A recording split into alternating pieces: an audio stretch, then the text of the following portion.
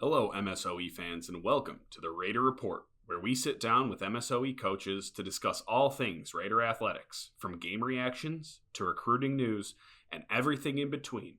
The Raider Report has all the behind-the-scenes details and news you want. And this week, my guest is none other than the man himself, the head coach of women's soccer here at MSOE, Rolf Zersen. Coach, how are you doing today? I'm doing great. How are you? I'm doing great. I'm excited to do this one. I mean, you guys are the first team I really got to interact with when I got hired, so it's been a long time coming to get you on the pod here. You're a grizzled young veteran around here at MSOE. Give me a little bit of a history lesson, if you will, about how you got started here. Well, it's funny that you say grizzled and young in the same thing here. I've been here for 20 years. So, I guess the history is Dan Harris, the former AD, was my coach in college, and he was looking for a women's coach, and I came in and I knew Jimmy Banks. So started with the men, helped 2-3 years there. Then the women's coach had left, so I took over that and inherited a team of, I think, 13, maybe 15 players. So it was a bit rough the first couple of years. And I think in 2007-ish, I think, is when we got our first big class. And then it just kind of took off from there. So we've had a winning season ever since then. But, it's funny because you walk around here and you see everything that you have, and those people who haven't been here long, they don't know like where we've come and where we've been.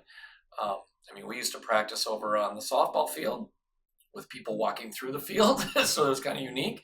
We didn't have a full field, so working with that was, I guess, not ideal, but at the same time, I think it's really a testament to what we've done. Especially the alumni, right? When they look back and say, those girls from 2004 to 2007, and then obviously really when we exploded in 2014, all of them, if you look at what we've accomplished without what they've done, it's just not as, I guess, impactful, right? If you think about it. We talk to our players about that a lot. They probably think I'm a little nuts when I bring it up a lot. I tell them, like, we used to have to move the goal to take corner kicks because there was a tree in the way. So it's definitely come a long way. So sure. And I mean, you said it right there. I mean, when your alumni from 2006, 2007 come back and can see how far it's come, that's got to feel awesome for them as well. Did you grow up playing other sports, or was it always mainly soccer?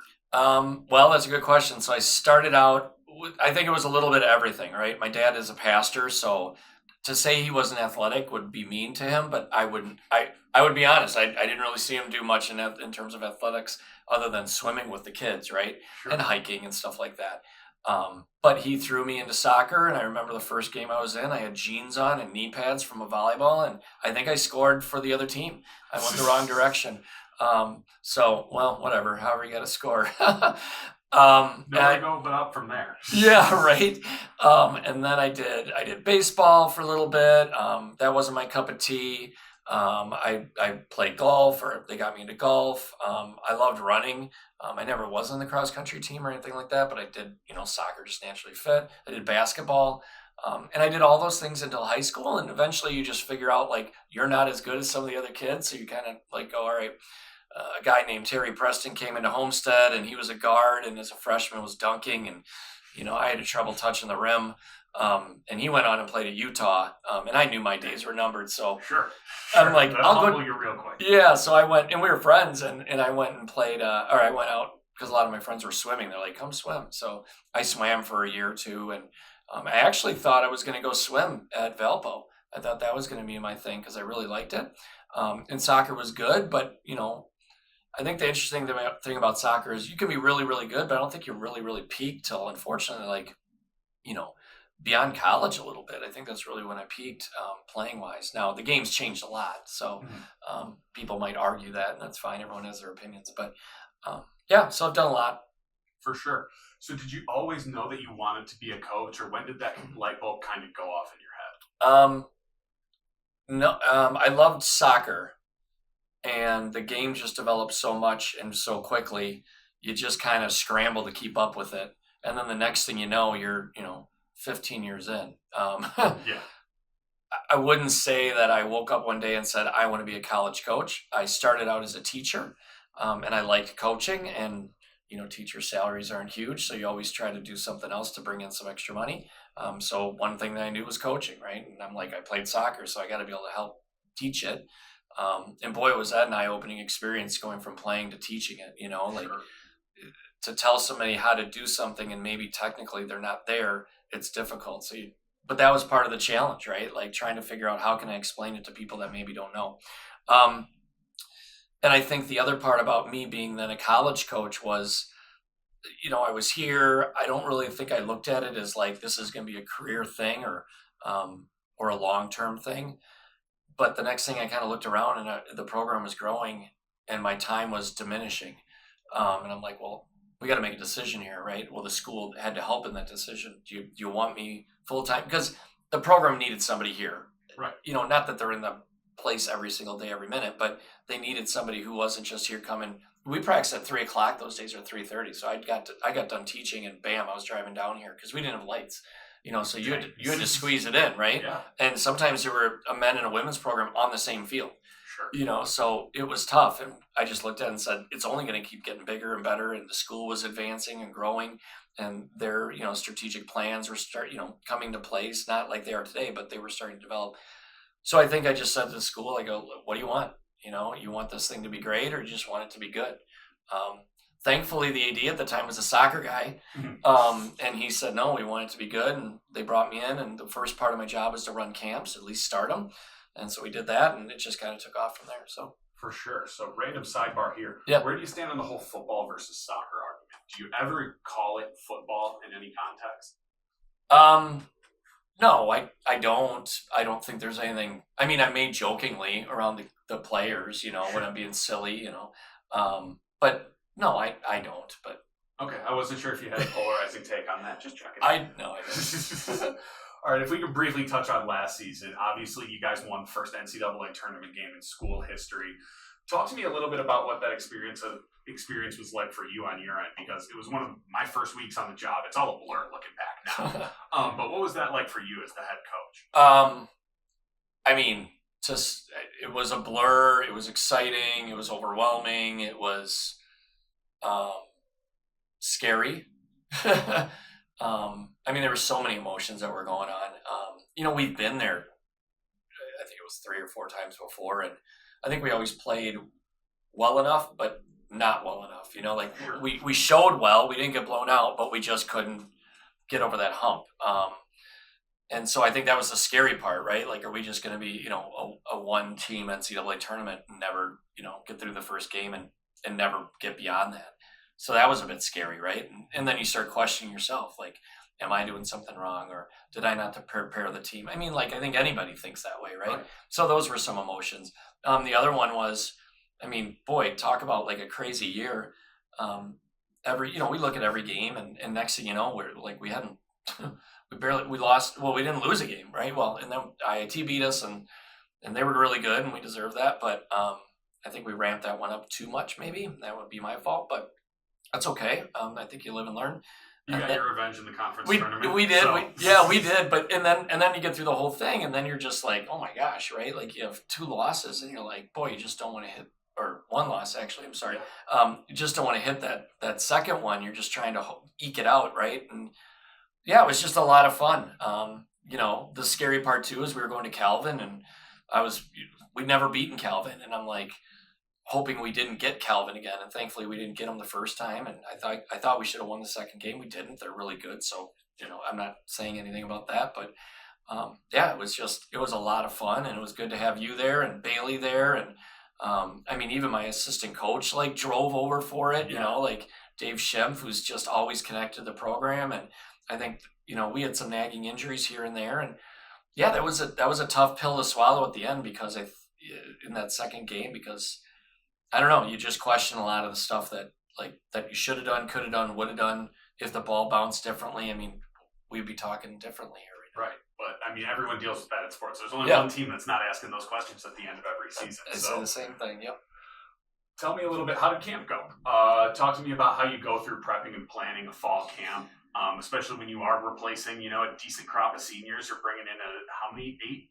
11. 11 freshmen. Yeah, all right, I think 11 than I expected. So there we go. Yeah. Every year is different, and every year, some people script out their whole preseason. I don't necessarily do that. I've got an idea of things that we often work on, and teaching. And teaching is always different, and we always get better at our craft, right? For example, like we worked on pressing the other day, and I did it a way that I normally hadn't done, and I thought I taught it better than I'd ever taught it. And so those are exciting moments. But no, camp's going well. A bunch of injuries. We had 35 playing on the roster. That dropped significantly due to injuries. And I you always laugh because the girls, they love having recruits come in, but it's also nerve-wracking too, right? Because potentially you could lose time, right? And that's good and bad, right? And I think those are natural emotions. But there was one moment, I think we had 12 people sitting out. So if we had a roster of 18, it's going to be tough to practice. So it's good to have that. And I mean, we don't use the next person up type of quote, but it is kind of that way. Like everyone's rooting for each other, and inside they're like, hey, I want to play, and I get that. And right now we're just trying to teach them how to be a family, how to work for each other, how to fight for each other, how to train properly. But the 2-a-days can be a drag, and as you know, I mean, it was like being in a microwave the past couple of days. So it was tough training, and I think their bodies are still kind of recovering. I think we had a good training session today. I don't think it was at the speed and energy that I'd wanted at, but you got to pick and choose your moments, right? Yeah. And I'm always just kind of like, I mean, there's some that just constantly, they never stop, and then there's other ones that they just got to learn that get out of your comfort zone, Yeah. So, but It's been a great week. Yeah, and I mean, everyone's going to have some sort of learning curve that they go through. So if you could, for all the maybe kids being recruited right now, the parents listening at home, walk me through like what a typical single day of the fall camp would be like before classes start. Yeah, sure, for sure. So we go early in the morning. Well, it's not really that early, but for a college student, it might be. So 7:30 in the morning is we start, and we go for an hour and a half, sometimes an hour and 45 minutes, depending on legs and what we're doing. And usually the morning is probably going to be the harder of the two sessions because the temperature is great. The eyes are a little foggy probably, but I think when they get used to it, it goes well. And after that, they're doing their recovery stuff, sleeping, eating, going to lunch, stuff like that. 2 to 3:30, then we practice our second group. That's a bit tougher just because, during the middle of the day, it gets hotter. We've actually kind of canceled a couple of those past couple days because of the heat. And then after that, they're off. And usually they're out doing some team bonding stuff, getting ice cream, going to the beach, whatever it might be. That's a typical day. Usually we're always, like I said, prepping for, in the morning, it's going to be pretty tough, technical transition, small-sided type of stuff. In the afternoon, it's going to be bigger picture stuff. Like this afternoon, we're going to do a little inter-squad because we didn't get to do ours yesterday because of the heat. So we're just going to play again and get some lineups in there and move some kids around and make sure that they get some type of chemistry. So awesome. Let me ask you a little bit about tape study for soccer because I come from a football background and I view it one way. I assume for soccer it's got to be difficult because you can watch practice, watch your drills, your scrimmages, and see how that goes. But if you're watching game tape on another opponent and they're playing a team that doesn't necessarily have a similar play style to you, there might not be that much valuable stuff to take away from it. What's your approach to watching film? Is that more on your end? Do you put it on the players? What do you do on that? So my tune has changed. I would say the first, how long have I been here? 22 years. I would say the first 15 or so years, I would watch the film. I didn't really, like the players could get access, but I didn't force it down their throats. I'm like, hey, if you can watch it. And a lot of the girls did watch, but I didn't really break it down for them because at that time, my belief was I'm more worried about what we're doing. So I was so focused on practice plan, making sure we're getting the conditioning we need, all that stuff. And then I would kind of like, the day before do like a walkthrough, like this is what they do. Now we'll go the day before or during a practice and I'll clip some stuff from the other team that we're going to play. So they kind of get an idea and we're all looking at it together. And it's not super exciting stuff. So not everyone loves film. I think it is important. I would say for me, when I look at it, and you had mentioned like every team plays differently depending on who they're playing, but I look at the team that we're going to play, their tendencies, right? Like where is their attack coming from? How do they defend? What's their formation, right? We're really big into that because I can then help our team understand like who's going to press where and how you're going to defend, how you're going to cover, stuff like that. And especially like depending at like IIT, we're going to defend totally different than a different team, right? Their players are different. They move differently. But a team with that same formation, a different team, we would defend them differently, right? It just depends. I know in football it's way different. Yeah. It's much more, this is what we do, this is how they respond to this, and it's very much more like checkers. Whereas you have a little bit more, it's chest. It's fluid. Yeah, for sure. You owe me a soda for that one, Jinx. You owe me Coke. Alrighty, so let's get into everyone's favorite segment, Raider Rapid Fire. I'm gonna blow some questions past you real quick. Sure. I just want the first thing that comes to your head. Favorite rapper? Oh my gosh, Run DMC, Jam Master Jay. Very timely after the mic. Although Beastie Boys would be my next, but it's not a rapper, that's the group. So for sure. Dogs or cats? Dogs. Why? Because I have two. Okay. But they annoy me sometimes. So big dogs or small dogs? What do you prefer? I like both. Well, I don't like the really tiny chihuahuas. Okay. They're cute, but man, you need some American blood in your dogs. I have two French bulldogs, and they're totally different. Like one's all over the place and in your face, and the other one just sits there and looks at you. That's awesome. Yeah. Oh my gosh, yeah. All right, you're going to a steakhouse. How are you ordering that steak? Medium rare. All right, respect. Yeah. Favorite food and where are you getting it from? Favorite food and where are you getting from? You mean just because I'm hungry and I'm like, this is what I want?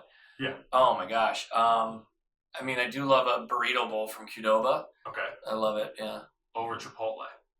Yeah, because Chipotle you got to pay for the extra stuff, and I put everything on it. Okay, that's fair. All right. Economic minded. Best athlete you've ever watched in person? Jimmy Banks. For sure. Would you rather stream a movie or go to the theater? Stream now. Okay. Yeah. Firmly on that. I can't remember last time I was in a movie theater. Interesting. I know, but I did love it when I went. Okay. All right. Yeah. You just haven't been out in a while. I have not. I think you got to. People forget movies is a magical place. Oh, I love. Hey, movies are awesome. I love movies. I love the Oriental down here in Milwaukee. It's a great little vibe, and they show older movies, and it's awesome. Yeah. Would you rather go fishing or go golfing? Great question. I like both. Right now, I'd rather go fishing, but I wouldn't fish. I'd sit in the boat. Okay, I'm similar. I don't need to bait it up and cast it out. I'm a vibes guy. Yeah, I'm just cool hanging out. Yeah. If you have to get a dessert, whether it's candy, baked good, whatever it is, what are you grabbing? Lemon heads. Lemon heads. I like that. That's a unique answer. Do you chomp them or do you suck on them? I used to chomp on, but then your teeth start getting brittle. So. Sure. But sure. no, I both. Yeah. And sweet tarts, like those two. Nice. This one was inspired by when I made that road trip with you guys out to Calvin. You asked what movie wanted to be watched, and Penguins of Madagascar got a raucous response and was immediately put in the DVD player. Okay. As a man who's been on a couple road trips, what's your favorite movie to get put on, and what's the movie that you dread being put on? Oh my gosh. All right, well now you're taken back. So I'm going to give you a funny answer because I played this for the girls years ago, a movie called Shaolin Soccer. Okay, never It heard is of the cheesiest, worst movie you've ever seen. Okay. It's a bunch of kung fu, if you've ever watched any of those. They're accentuated where they're flying around. Yeah. But they're playing soccer. Nice. So they're spinning and kicking the ball, and it's like tearing up grass, and it's the most absurd thing. And I have it on DVD, so if you ever want to borrow it. We used to try the second part, what I don't want on. We used to have to travel with the men's team years ago. Dang. Okay. And they would put on the Jack, I'll just say Jack Butt sure. shows. Yeah, Johnny and Knoxville star. For me, sitting in a bus filled with guys and having, let's say, 15 to 18 girls, kind of felt uncomfortable. I don't blame you. I think I feel the same way. And I was like, why? Take it off. Turn it off. Now, I didn't have control then. Yeah. It is what it is. Yeah. But no, I can see that. I can easily see a little bit of awkwardness on that bus. Yep, I didn't like that. All right, let's get back on track here. You're Yep. returning quite a few decorated players this season, including Maggie Tillman and Lena Fifi. What do they bring to this team on and off the field? Well, Maggie's a bulldog.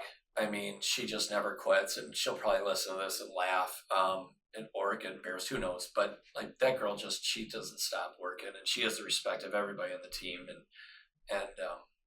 I mean, she can jump higher, time better, tackle tough. Her game just keeps getting better. She has still areas to improve, but I mean, I love everybody on my team.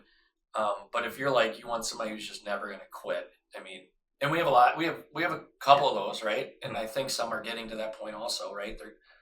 What a role model though, right? Especially for incoming players, like not just go, wow, look at how good she is. Maybe, hey, I want to be like her. Yeah. That's cool. Lena's the same way. Lena's like a tornado though, like she's going to when Lena's around. Oh man, yeah, she's spinning, and everybody loves Lena, right? I mean, she's just got a great heart, and everybody on her team does, right? But offensive player of the year in the conference, and spinning and moving and creating problems, and she's got to get triple teamed, and then she can find other players. I mean, she's just a really good player, and she's worked on her game so much. So what do they mean? I mean, they mean the world, right? But it's our whole family together, and they're huge parts of that, right? Like it's not all about them, right? They do what they can. I mean, Lena was sitting on the sideline after the Calvin game. Like we had to pull her off the field because she just took it so, not personally, like she felt she let the family down. I think everybody would say that, right? Like we all felt that way. But that's just how much this team means to each other. And they don't go out there and play. They play for the love of the game, but they play for their teammates, right? Like they don't want anybody to feel like they're not giving it their all. And when they don't, like they feel bad, and so yes, the simple answer is they mean the world to the team. So for sure, and I've got to give credit to Lena, because there's a few athletes who across all the teams here at MSOE. There's like maybe 5 to 10 real gym rats that I'm convinced have a cot somewhere on the lower level of the kern. Yeah, and they don't leave this place. Yeah. And I think Lena is the first overall draft pick. Yeah, I always see her putting in extra work. It's crazy. Yeah. So kudos to her. Yeah. Also returning Addison Spillman. She was a former all-conference pick and all-region team member, but she's also a returning captain. And as a former college athlete, that's something that's very hard to do. You don't get a lot of returning captains to be voted a captain as a non-senior is special. What sets her apart and what makes her a great leader? She just doesn't sweat the little stuff, right? Honestly, like, you always try to look at people who you want the team to kind of emulate. And I think everybody on our team has great personalities and qualities that would make them good leaders. So you don't have to have a band on your arm to be a good leader. And we talk about that all the time. I mean, I'll pick on Sarai. Sarai is loud and boisterous, but she'll kill for her teammates. And she's hilarious. So it's a great personality, right? Addie is just like goes with the flow, kind of no nonsense. I think the girls know like drama means zero to her. She's just going to keep moving. I mean, the girls doing, 12-hour nursing shifts and then coming and running, however many freaking miles she runs on a soccer field. And like, it just doesn't stop, so she's just got a great attitude. She's got a great heart. She's got a big heart. She's super important. I mean, to be in the midfield with her and Maggie running, I mean, that's hard to deal with, when they get cooking. And sometimes I get worried about a lot of the girls, and two of them in particular in practice, because they don't have an off switch sometimes. And sure, you just get worried because legs can be tired, and you just get concerned. So you got to manage that. But yeah, she's a great player, great person. You used a battery platoon, whatever term you want to use, in goal last season. But you're also returning a couple of goalies that got a little bit of playing time. What's that shaping up to look like so far? Well, we've been watching, so you're just referring, we have Paige, Carla, and Ayla. So Paige being a returner, junior, Carla, I believe, is a junior as well, but she a transfer for Cardinal Stretch, so I might be wrong in the eligibility part. And then Ayla is a freshman. So to replace Reagan and Megan is tough. The great teammates, good players, platooned them, like you said. I thought they did a really good job. This year, I don't know if that's going to be the plan. We've been watching Paige progress. Paige is super athletic, like really athletic. She's unbelievable with her feet. I mean, being a football guy, maybe you won't understand this part, but when she passes the ball, it's like on the money. And that's huge. So she can actually break lines with her passes, and that can change the game. She's fearless. She's athletic. She can punish. She can do the goal kick. She can do it all. I would say right now, it's looking like her show. But I'll tell you, Ayla's kicking butt. I mean, she is coming from a good soccer background, but I would say that she's got a lot to learn, and I think she would admit it. And she's jumped huge steps in just the first week. The confidence part, she's super athletic. She's good with her feet. And I like the goal is you're always trying to prepare the next one, right? And Paige was the next one, right? But you can't just have one, yeah, right? Because if somebody goes down, you got to be ready. So, is platoon the idea? I'm not sure. I would say probably right now no, but I would also say like Ayla, she's got to get in games. I mean, sure. You can't just be in practices all the time. So, and she's always thinking, Ayla, like, how can I get better? You can see it on her face. Sure, sure. And it's great, right? Yeah, you love having girls on your team like that, because those are the ones that are hungry.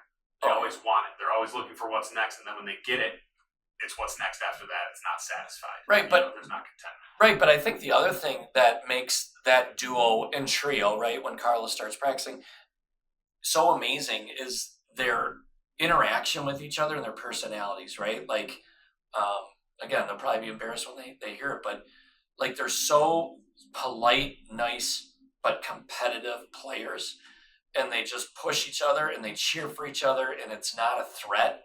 You know what I mean? Like, that can cause some problems. I think competition is good, but I think there's parts of competition, if it's handled incorrectly, that can become really negative. Yeah. And 100%. Boy, it's not at all. Yeah. I mean, so sometimes I have to train them, and like, it's so much fun just because they're just nice, and like you give them information and they take it and they don't like scoff at it and go, what is, Give like the palms up. Yeah, right. And I was there, like I get it, but they just want to get better, and that's awesome. But that's the kids we get here at MSOE.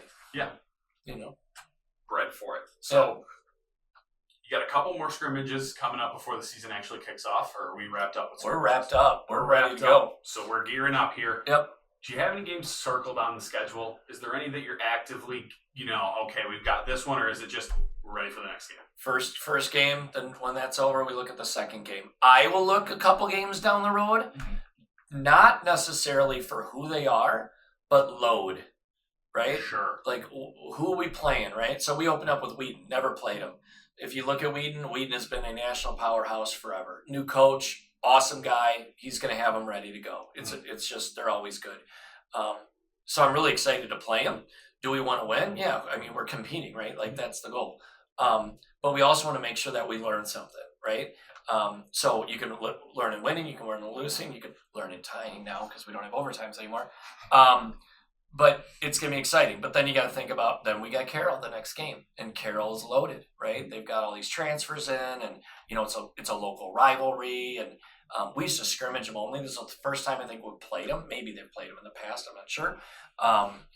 So, yeah, I wouldn't say anybody's necessarily circled. I know the girls have some probably circled. They want to, Dominican has always been a rival. It's a healthy rivalship.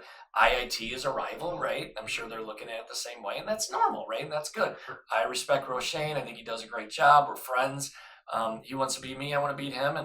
But at the same time, like, I'm going to shake his hand. We're going to be friends afterwards and keep moving on and go, how do we help these kids become better people, right? And that's the biggest thing. So, nothing circled. Obviously, stuff out there. We have goals. We try to keep those in-house a little bit, Of course.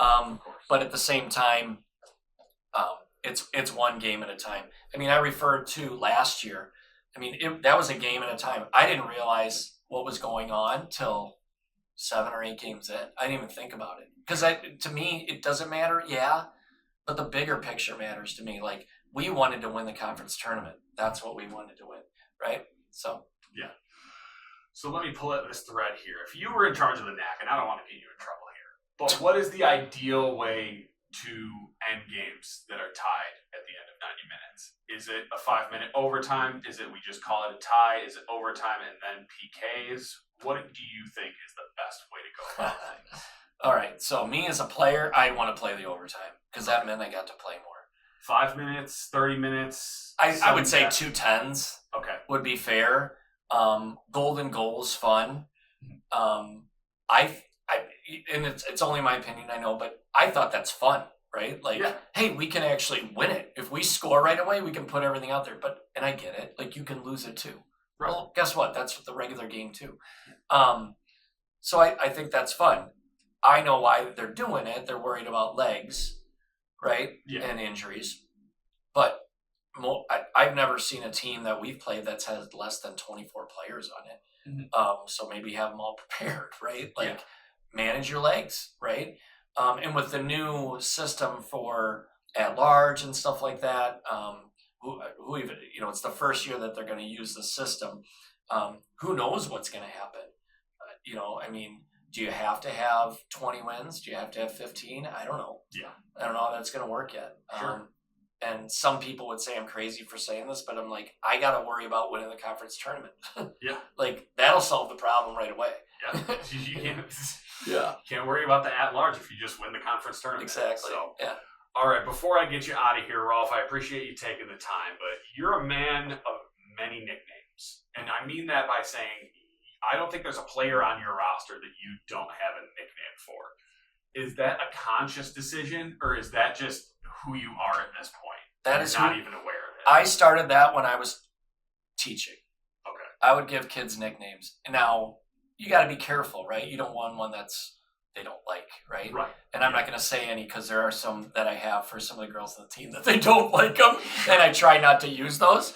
And we come up with ones that they like, right? You heard me call Jamiola Jam Master J, right? Yeah. Well, I mean, some people call her jammies and stuff like that. And, you're always hesitant and you just talk to them like, hey, if you don't like it, we could do something else. But I always tell the girls on my team, I'm like, you want the coach to interact with you like that, right? Like, yeah.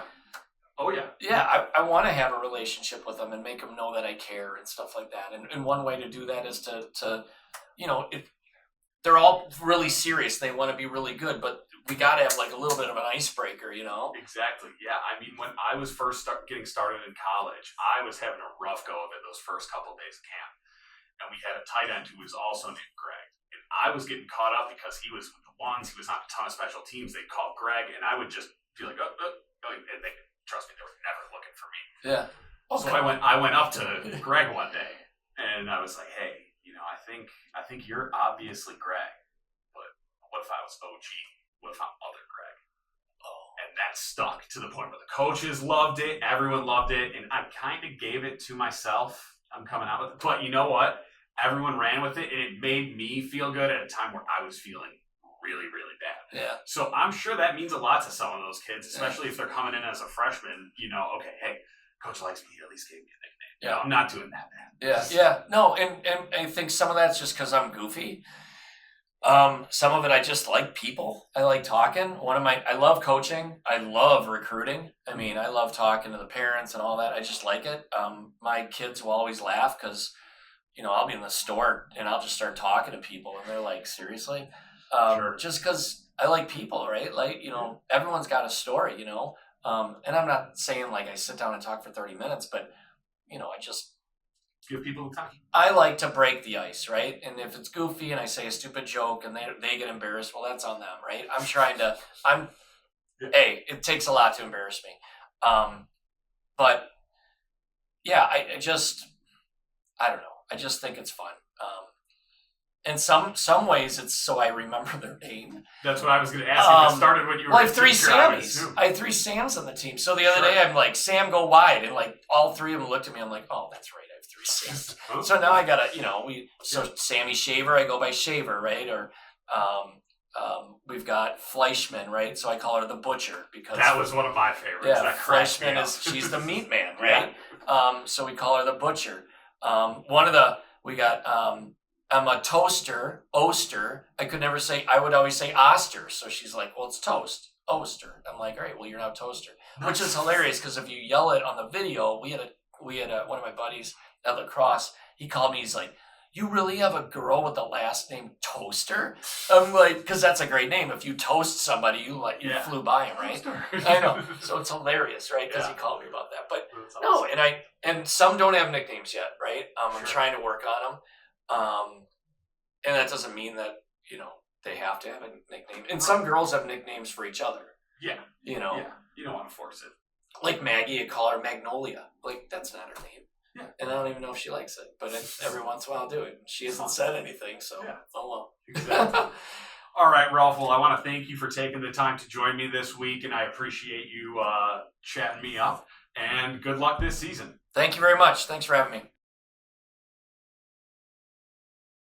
You can follow Raider Athletics on YouTube at MSOE Raider Athletics, and you can follow us on Twitter and Instagram at MSOE_Raiders. Don't forget to find us on Spotify too. Be sure to like, subscribe, follow, repost, share, and get the word out to all your Raider friends and family. We want you to be heard. Mention us on social media and tell us what you want to hear about. Go Raiders!